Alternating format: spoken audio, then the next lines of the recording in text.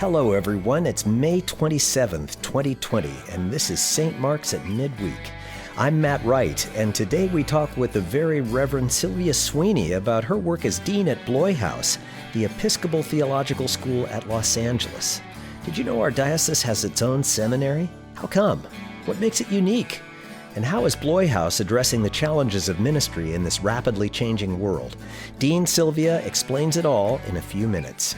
But first, our pastor, the Reverend Carri Patterson-Grindon, is here for a quick update. Hi, Carri. Hi, Matt. The bishops, the California bishops, issued a pastoral letter. Is that correct? Is They that the did. correct term? Yes, and we sent that out to the entire community last Saturday. So the bishops are very mindful that people want to get back into their church sanctuaries. They want to begin to worship in person. What did they have to say about that? Yeah, so I thought they did an incredible job in that letter of being sensitive to the desire we all have to be back together, and at the same time re-articulating the importance of being apart right now for the good of the vulnerable. We all miss being together, and we'd all love to be back together, and they still note that we can't do that safely. And until we can find a way to gather, even in smaller groups, safely, we're not going to do that. We're going to continue to stay the course of loving well those who are vulnerable. And so they articulated that well, and I was so grateful for the way they described why, the why of that to us, the loving stance of us remaining on this course right now.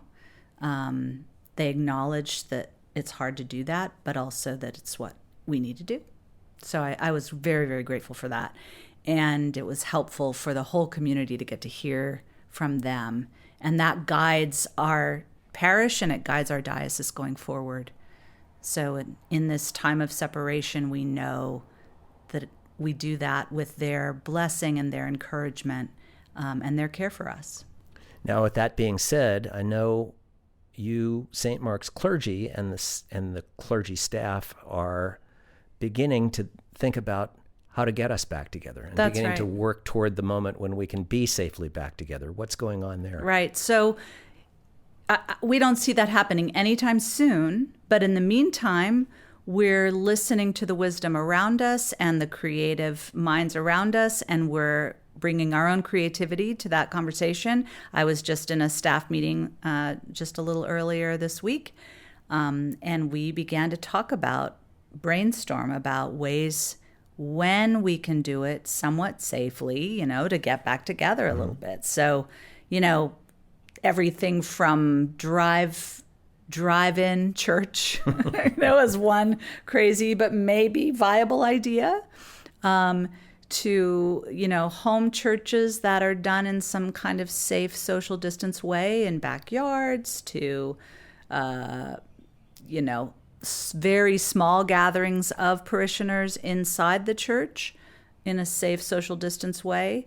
None of that is set, and all of it's just brainstorming right now.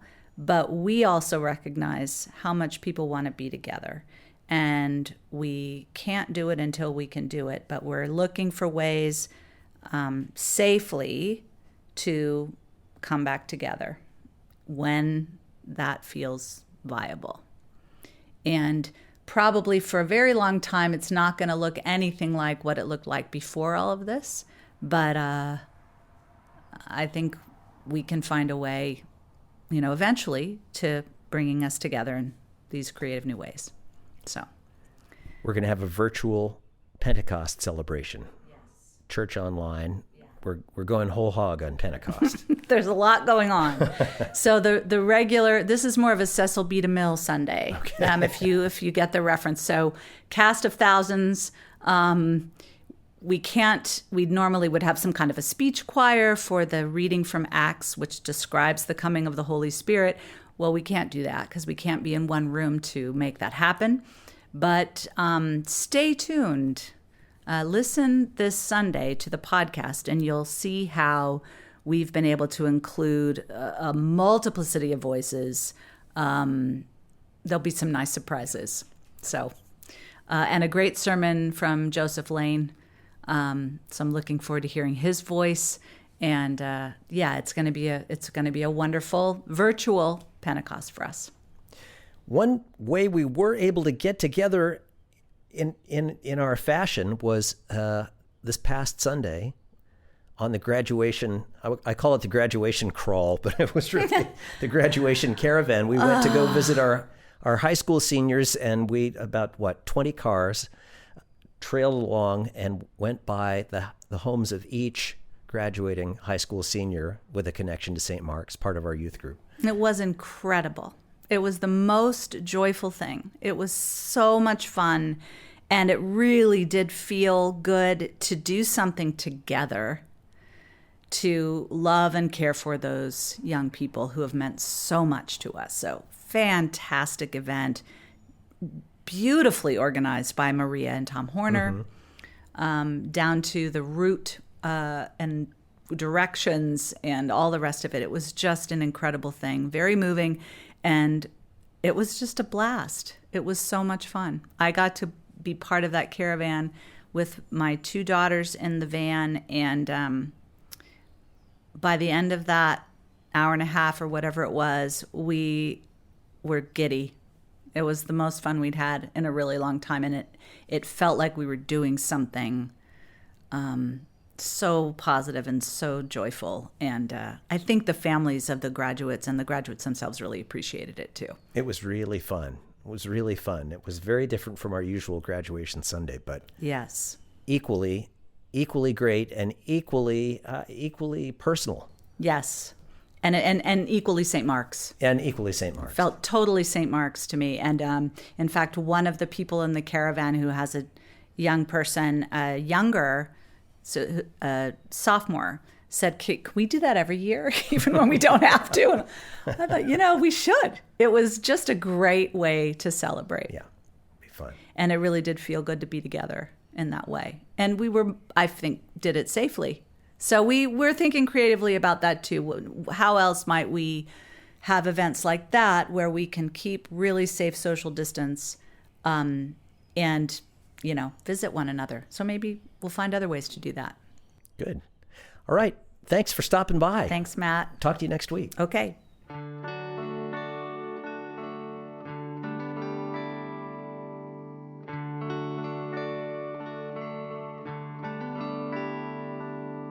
We're going to visit right now with Dean Sylvia Sweeney, the Very Reverend Sylvia Sweeney of Bloy House, who is also a longtime member of St. Mark's and certainly a regular part of the preaching circle at St. Mark's.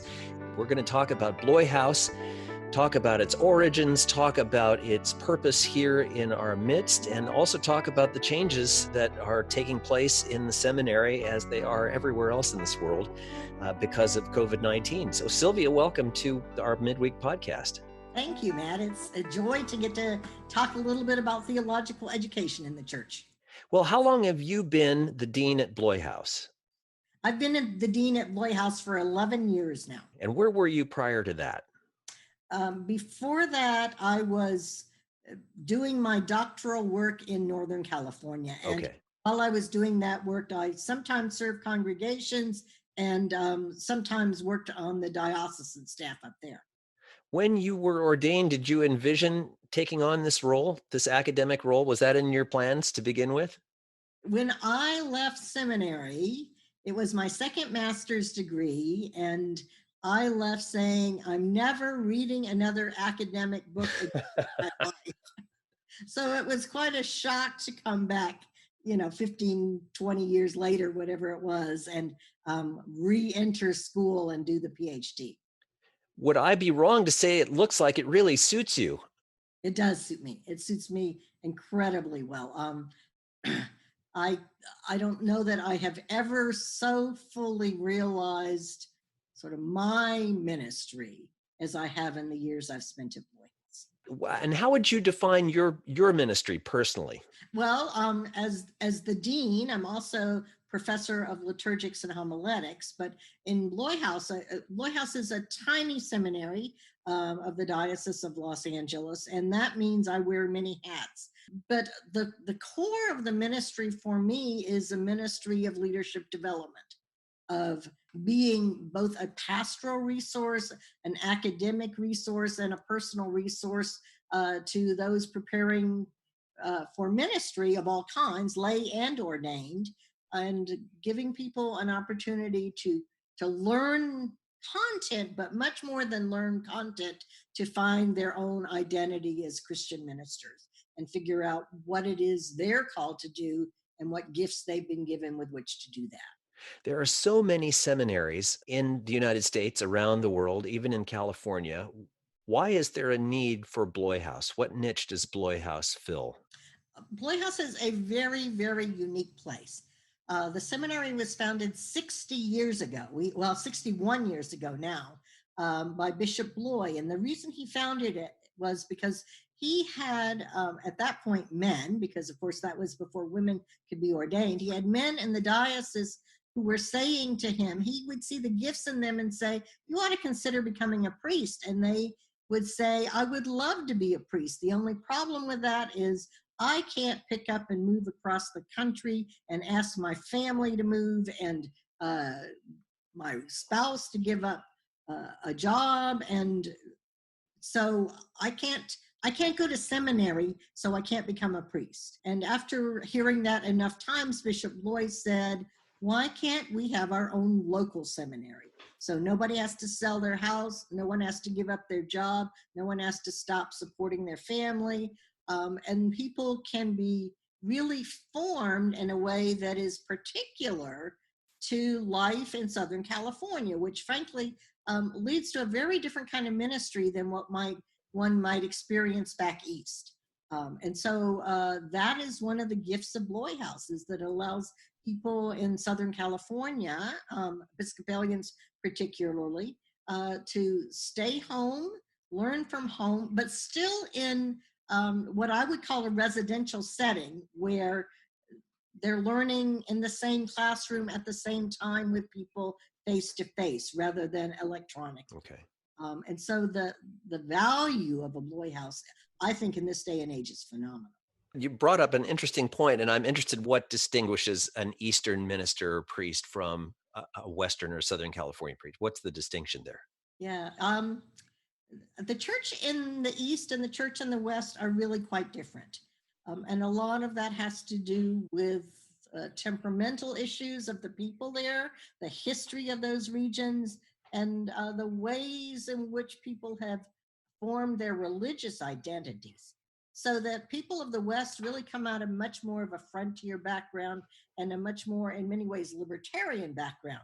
Their expectation is that life is pretty independent, and authority is a part of life, but it's not the end all and the be all. And church in the West tends to be less hierarchical, less rule focused, less traditional in some ways, more open to fluidity of all kinds. And that means that training people to lead in this kind of setting means teaching them some very different skills than they might learn if they were going to a traditional church back east that had been doing things pretty much the same way for the last 200 years. Yeah.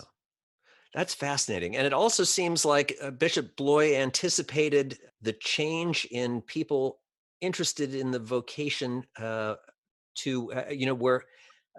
earlier they might have started right out of college, gone to seminary, sort of a typical track. And now we see so many second and third career priests, don't we?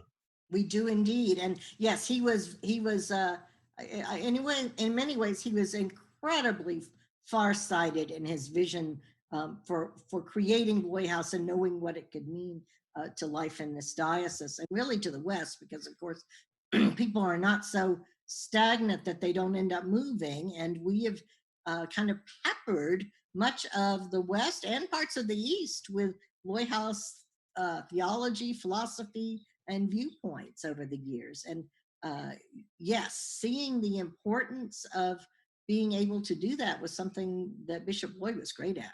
Now, theological education, I'm sure, doesn't stand still for long, and I'm sure that right now it's sprinting from milepost to milepost. What disruption have you experienced, particularly in the last 3 months? And how are you working to sort of deal with it and come to terms with it? That's looked different in different parts of the country for different seminaries. The world has changed so dramatically, really, even in the last 3 years, say, that in some ways you got to talk about that first. That we've gone from what used to be almost exclusively a residential approach to theological education to the beginnings of distance learning to hybrid learning taking place in some places. And now, really, just as a result of COVID-19, the first final decisions for at least one Episcopal seminary to go completely online. And I don't think they're planning on doing that just during the COVID-19 time, but that is their long-term vision for the seminary. And that's Bexley Seabury. Yeah. And in the shorter term, CDSP has a hybrid program that has to be completely online while COVID-19 is going on. Well, that's true for all of us, that if you had a residential program, sometimes it meant having to ask international students to go home.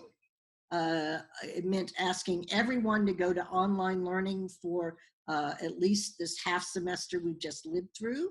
And everybody is kind of anticipating whether they'll be able to be back to in-class learning in fall or not. And of course, that was true at Bloy House as well, that mid-semester, we were literally halfway through the semester when we had to close the doors of the buildings and keep learning in a whole different medium using Zoom. The advantage for us is we're a small enough institution that we really can have everybody at chapel on the same screen at the same time while we're in chapel. So that relational piece, I think, has held up better for us than it has in some other places that have, kind of lost the ability to be face-to-face with one another. Right. But all of that has made for some radical change that's going to impact how people move forward too. I didn't think we'd be looking nearly so soon at doing more online learning, but having had the positives of the experience that I've had, I'm absolutely ready for us to go back to in-class, what I think of as incarnational learning, body to body, human to human learning. Also, I know that there is a tremendous amount that we can do electronically that's going to open phenomenal doors for lay people to be able to take courses from us, and for us to be able to offer them in a way that means if you're living in Santa Barbara, or you're living in San Juan Capistrano, or you're in Palmdale, or you're at Big Bear, you can go to the same class online and really have the opportunity to explore theology at a whole nother level. So that's the really exciting part. What has changed, apart from the mechanics of actually teaching students now, what has changed about the way you talk about ministry in the last few years? And part of this has come to a head because people at the moment are unable to actually come physically to church. There's a lot of discussion about people losing the habit, to put it crudely. And the role of church is changing in the country. People rely, I think, less on religion as a sort of a backbone or a real support in their lives, and are looking around in different areas for different kinds of support. How does the church stay relevant and focused on what people's needs are? Yeah, it's a very complicated question. For an Episcopalian especially, our sacramental life is so core to who we are that we cannot in any way negate the reality of what we have lost by not having access to baptism and Eucharist as a regular part of our life in these last months. And the need to return to our sacramental core identity, I think that has not gone away, and that will continue to be a part of the conversation.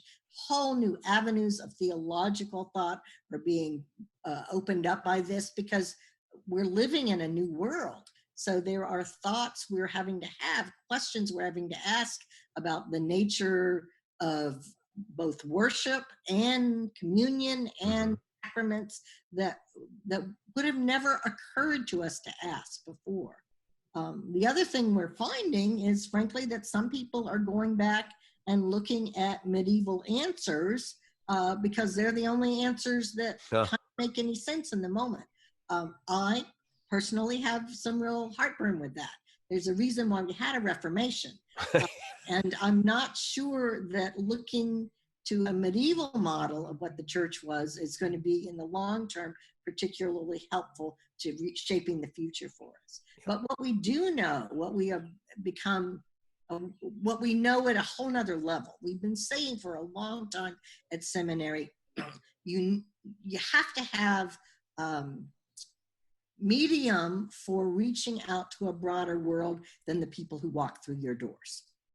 You have to have relationship with your community. You have to be accessible through your website. You have to provide resources through your website. You need to rethink Christian education in a way that allows for the possibility that it might not involve people coming after they get done with their commute on a Wednesday night to be together, but that you find some creative ways to do that. We know now how vitally important it is to do that. And we also know that there really is a significant part of the population of the United States that is truly hungry for some spiritual material. And when we can get over being churchy, which you're going to hear about in the sermon on Sunday, and we can, oh, you've already heard it, and we can get past that to start to figure out, how do we communicate about the nature of God to people who are looking for a way in? And we use all of the electronic resources we have in front of us. That's going to be a whole new kind of ministry that is going to be incredibly rich and exciting for us if we make use of it. Do you find that you have students who are adept enough and savvy enough to see that work as part of their, as sort of a core of their ministry? People, younger people who are really born with this technology and with an understanding of how this can work. Right. Well, I have to say, most of the Bloy House students are second or third career people. Okay. So our average age of our seminarians' average age is 54. So do we have some young people in their early 30s who have all of those capacities? Absolutely. And in the people really, who are a little older who were there, I think there is growing more and more the realization of how important this is and how necessary it's going to be for them to really get caught up to speed on working in a technologically driven age. Yeah. Do they see that as part of their ministry? Frankly, maybe not their favorite part, but a vital part. Yes, they're coming to understand that. And frankly, the seminary will be pushing them to understand that all the more in the coming years. Okay. You're also, before I let you go, you're also moving from your longtime Claremont home to Glendale. This move was planned before the COVID-19 crisis hit, but you have not moved yet, correct? Correct. But does this afford you some opportunities, some unanticipated opportunities to make changes in light of the changes to our world? Well, yes, one of the things we are most excited about is that we will be closer to the demographic center of the diocese, that we think it will be easier for more people, and especially lay people, to come and enjoy the rich learning environment of Bloy House, that they can come over and take a class in something that interests them. So we're really excited about what Glendale will provide that way. The need to move arose because of the changing landscape of theological education. We've been housed at Claremont School of Theology for the last 50 years. And in that time, Claremont has had some twists and turns that are now taking them to Salem, Oregon. So they have rented out the facility, and we are leaving that facility and moving to the Lutheran Center in Glendale. And that has been in the works for several years now. It's going to be an exciting move. We are very excited about the partnership that we are going to have with the Lutheran community there. And the other part of the move that was not originally the plan, but is now part of the plan, is that I will be retiring as soon as we get the furniture moved in. Oh my! And get set up for business. So my time at Bloy House is also coming to an end, and it will be the opening of a brand new chapter for the seminary all the way around. Well, Dean Sylvia Sweeney of Bloy House, I wish you all the luck in the world in your move and your retirement, and I'm looking forward to seeing more of you around St. Mark's. Thank you, Matt. Bye-bye for now.